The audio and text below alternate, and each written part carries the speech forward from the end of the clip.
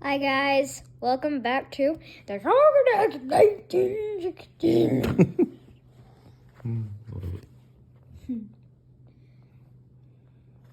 The guys lingered until Uncle Jerry shooed them out the door. "Wait for me," Uncle Jerry told them. And then he closed the door and came over to Chet's bed.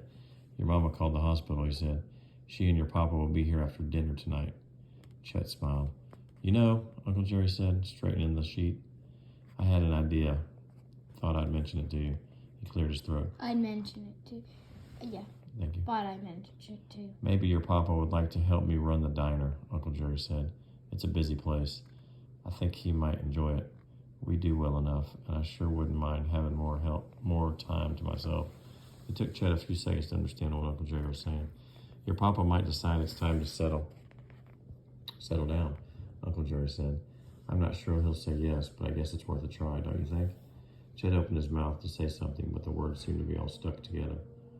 So he just nodded. "Okay then, kiddo, it's a plan." Chet lay there a while after Uncle Jerry left. He thought about Mama and Papa.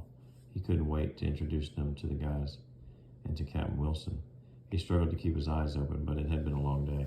Before long, he dozed off. He dreamed that he was an old man sitting in a diner, telling a story to a gang of boys. He told them about a shark in a creek, a huge killer shark with bloody jaws and cold black eyes. He described how the shark had chased him, how it scared him out of his wits, but in the end, the beast couldn't get him, because Chet hadn't been alone, because his friends had reached out for him, they'd held him tight, and they never let him go. Cool, huh? It's a good book. Yep, I agree. The Shark Attacks of 1916, an unbelievable true story. Imagine reading an article about a rabbit that suddenly turned into a bloodthirsty killer. You would laugh, maybe, or shake your head in disbelief. That's how most Americans in 1916 felt when they first heard about the shark attacks along the New Jersey shore. A shark attacking a human? Impossible. Sharks are tame creatures, most people believe, easily scared, the jaws too weak to do real damage to a human. There were no real marine biologists in those days, no scuba gear or submarines for underwater exploration. There had never been close studies of sharks, just stories passed down over generations. And of course, everyone knew about Herman Ulrichs and his famous reward.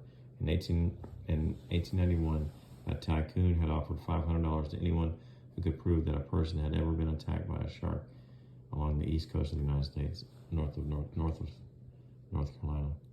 Decades went by and nobody collected the reward. This seemed to confirm the popular belief that sharks posed no danger to humans. And then came the attacks of 1916. Though the characters in my book are made up, the major events of the story are true. Over 12 days during the scorching hot July of 1916, 4 people were killed in shark attacks. First Charles Van Sant and then Charles Bruder were fatally wounded swimming in the ocean. Then 16 miles from the ocean,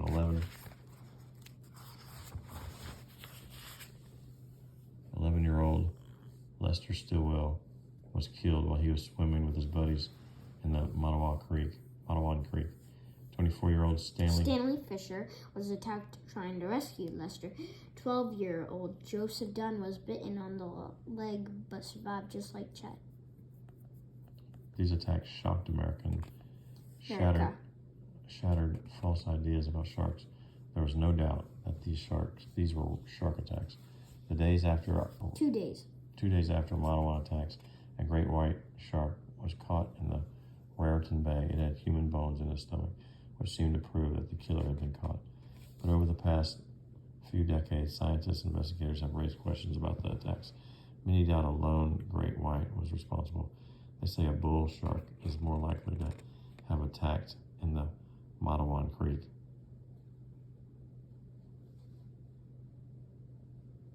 Since that is the only man-eating species that can easily survive in fresh water for a length of time in the weeks before the first attacks.